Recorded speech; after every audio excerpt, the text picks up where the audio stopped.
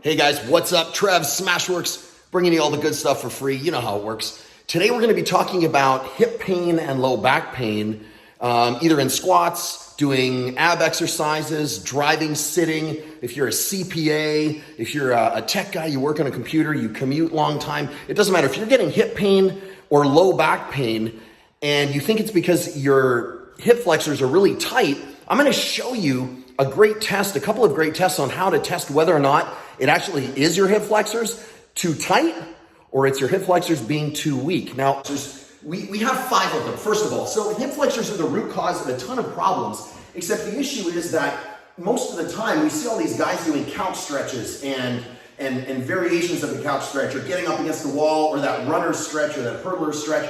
All that's great if you have tight hip flexors. The problem is, if you have a weak hip flexor and you start stretching it, and the problem isn't the fact that it's tight, you're gonna make everything else worse. You're gonna make your back pain worse, you're gonna make your pain doing abs worse, you're gonna make your hip pain worse. So I'm gonna show you a couple of tests to show you exactly which one it is, and then I'll show you a couple of ways on how to knock that out really fast. You just gotta take your time to do it. Remember what I said, there's 5 hip flexors. The ones that we're gonna be concerned about primarily are the iliacus and the psoas. And the reason is because they pull the hip past 90 degrees, and I'm going to tell you why that's important in a second.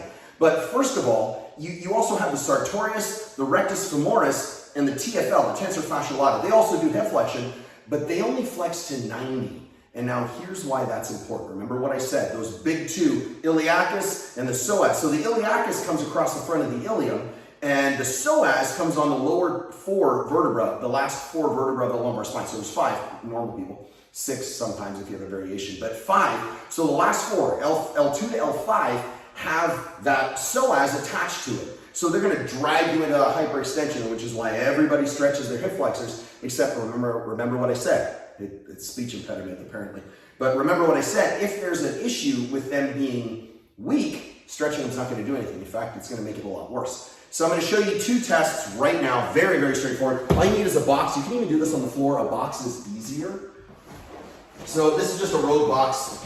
So anyway, what you want to do is you want to lay back on the box, okay? You want to be able to get up here. So I'm going to support myself. Can you see my head? Okay, so this isn't the test position. This is the starting position. We want to grab our knees, pull them together just a little bit, just pull them towards our chest so our low back nestles into the table or the surface that we're on.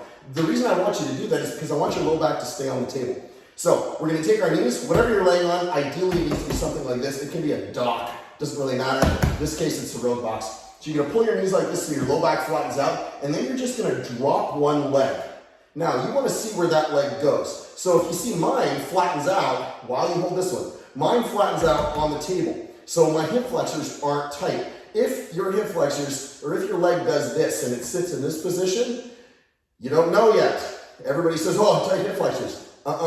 What I want you to do is remember, there's a rectus femoris. It pass, so anterior inferior iliac spine, all the way down past the knee to the tibial tuberosity here. So if I'm in this position, because this is all I got, and I straighten my leg, and my leg drops down like this, it's a tight quad problem. It's basically the rectus. It is not the iliacus or the psoas. So that's how you can tell. If I do this, and I'm down here, and I just can't get any further, and my low back is on the table, I have tight hip flexors. That is number 1. That's test number 1. Test number 2 is we're going to test whether there's a weakness. So if that doesn't show anything, it still doesn't rule anything out. We want to see if there's a weakness. The way we do that is we use the same box. You can do this by standing. A box is just easier. So we want to get on the box. You can see now my knee is past 90 degrees. It's past my hip. This is the important part. Knee has to be past the hip. I need to be able to do this, okay? So you can see what I'm doing is I'm lifting it off the table or off the box. Now this is a little bit high, but you should be able to do this. So what I want to do is I want my leg to come up and stay in this position for about 10 to 15 seconds. If I can't, if I do, and I want you to be up like this, ideally put your hands above your head and do this, because that takes the ability to cheat out. So when you do this, if you do this, you already have weak hip flexors. Stop trying. But if I do this, and I can stay like this for about 15 seconds without bringing my foot down, no problem. They're not weak, they're just tight. Or if you have neither, your hips are fine. If you feel pain on the side, that means you're trying to recruit the other 3 to help with the hip. See, this is where I'm going. So when your body starts to recruit and pull things together to try and help the muscle that's trying to do the actual work, you already have a problem. So now we know, test for weakness, test to see if the muscle is short and tight. Radically different outcomes in how we address it. So here's the best part. It's hot in here, by the way. Look at that. You see that shine on my head? What do you guys think of this beard? Huh? Should I keep it? Let's have some thumbs up, thumbs down, whether I should keep that. That was a terrible thumbs down. That's a thumbs down. Thumbs up, thumbs down. What do you think? Should we keep this? My son says I look like Kratos. So I just have to be white with a big red stripe on my head. So what we want to do is, there's two ways to strengthen it. One of the best ways is you do the strengthening the same as the test. The test is self-correcting. So what we do is we get in this position, we just raise it up, down, up, hold for 2 to 5 seconds. Ideally have your hands up like this, your sweaty armpits, so what? Hands like this, hands out front. What we don't want to do is do this. So I tend to take my hands and put them behind my back, it's just easier. So hold, there, 1, 1,000, 2, 1,000, down. 1, 1,000, 2, 1,000, down. 1, 1,000, 2, 1,000, down. We're gonna do 3 sets of 15 each side. I don't care which side hurts. You're doing both sides. That's number one. Anyway, what we wanna do is we wanna take the band, put it up in front of us. You can use a PVC pipe or a broom or anything. This leg is at 90 degrees.